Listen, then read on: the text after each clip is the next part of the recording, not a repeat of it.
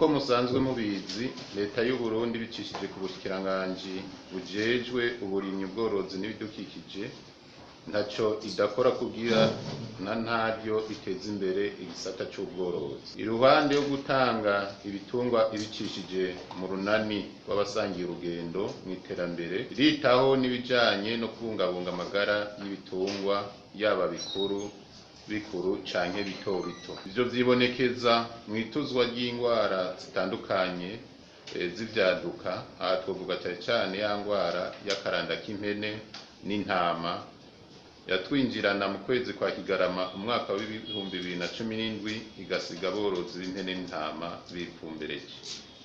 Turashima igikorwa twakoze mu gutuza iyo ngwara mu gihe ahandi yabica bigacika, bituma igihugu cacu kigira iteka tuba rurangiranwa mu karere no mu makungu. Ariko rero ngo ubutambana na mukeba ntakubita urugori.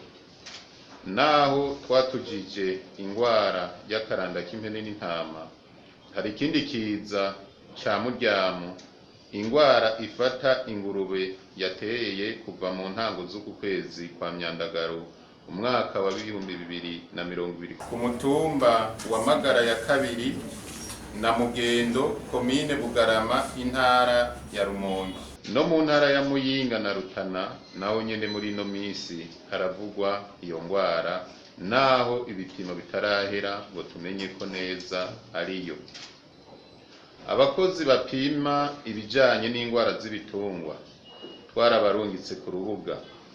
Ibipimwa bazanye muri iyo ntara ya Rumonge kw'igenekerezo rya 13 Myandagaro umwaka wa 2020 vyerekanye ko ari iyo ngwara muryamo canke dudura.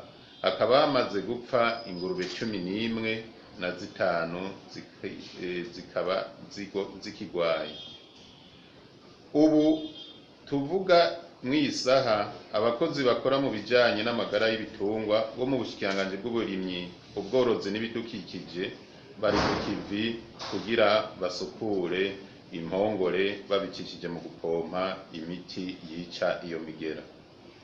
Mu minsi ya vuba tuzogirisha inama aborozi baho kugira tubamenyeshe imyifato bogira kugira iyo ngwara ntirandagate ngo ibamarire ibitungwa. Twatunganije rero iki kiganiro kugira tubamenyeshe ingene vyifashe ku rubuga, kugira mudufashe kumenyesha aborozi b'ingurube ivyo ngwara n'ingingo leta ifashe kugira ngo ico kiza nikibandanye gitandukira izindi ntara canke amakomine. Murashobora kwibaza muti mbega iyo ngwara iterwa n'iki, imeze gute canke yandukira gute? Ingwara ya muryamo canke idudura ni ingwara yandukira cane ingurube, iterwa n'umugera.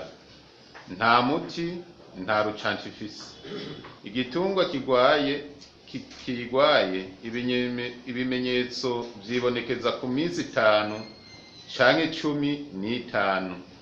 Igitungwa kiragira ubushuhe, rimwe na rimwe kigakorora, ibiseru bisa nabi bikisesa, amaso akarira,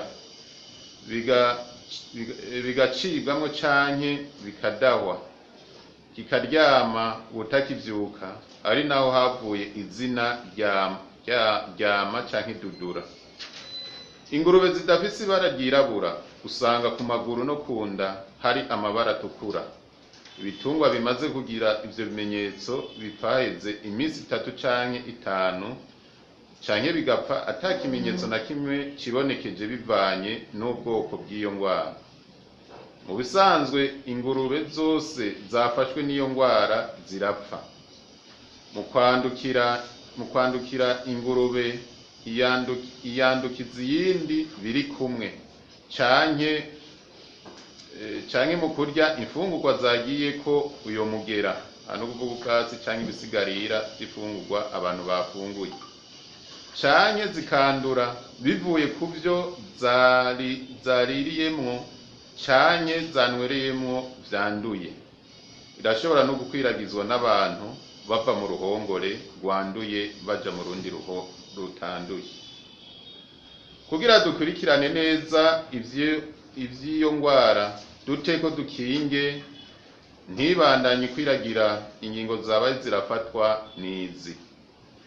Birabujijwe muri kino gihe kugurisha canke kuyanga inyama z'ingurube mu makomine hamaze kwibonekezamwo iyo ndwara gushika tubone ko atakimenyetso na kimwe kikiharangwa. Biravugijwe uruja n'uruza rw'ingurube ziva mu makomine amaze gufatwa. Aborozi bategerezwa kororera mu mpongore. Birabujijwe ko ingurube ziyerereza mu buragiro bw'abahamaze kwandukirwa. Amashirahamwe n'imigambi akorera mu karere kanduye ntiyemerewe gutanga ingurube mw'ivyo bice. Utanga ibitungwa mu karere katarandura abanza kuroswa uruhusha n'ubushikiranganji bw'uburimyi, ubworozi n'ibidukikije. Abajejwe intwaro, igipolisi n'amagara n'ibitungwa basabwe gukurikirana no kubahiriza izo ngingo. Kugira aborozi b'ingurube bakingira ingurube zabo indwara ya dudura canke muryamo, tubahanuye gukurikiza izi ngingo zikurikira: kuzitira ahari impongore z'ingurube zabo kugira bagabanye uruja n'uruza rw'ibitungwa n'abantu, gushira mw'irembo ry'uruhongore akanogo karimwo umuti wica imigera kugira uwinjira wese abanze kugahonyuramwo, kudashira hamwe ingurube nshasha n'izahahora naho zoba zije ziva mu karere katarimwo iyo ndwara.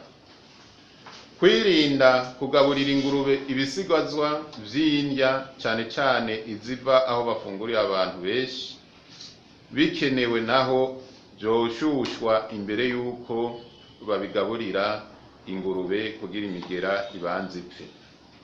Kwirinda gufungura inyama z'ingurube na cane cane mu gihe haba hateye iyo ndwara, kuko ishobora kuba intandaro yo kuzana ico kiza mw'iraro ryawe. Iyo ubonye ingurube igwaye indwara iyo ari yo yose, cuyishira ukwa yonyene kugira ntihave yanduza izindi.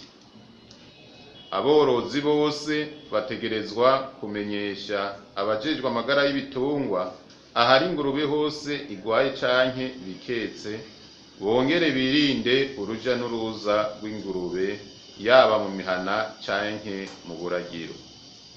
Nta nkeka ko twese dusenye ku mugozi umwe, muryamo ariyo dudura izogenda kagirire ntisubire kuvugwa hano mu gihugu cacu cose. Twashaka rero duheraheze duhumuriza aborozi n'abarundi bose bakora mu gisata kijanye no korora ingurube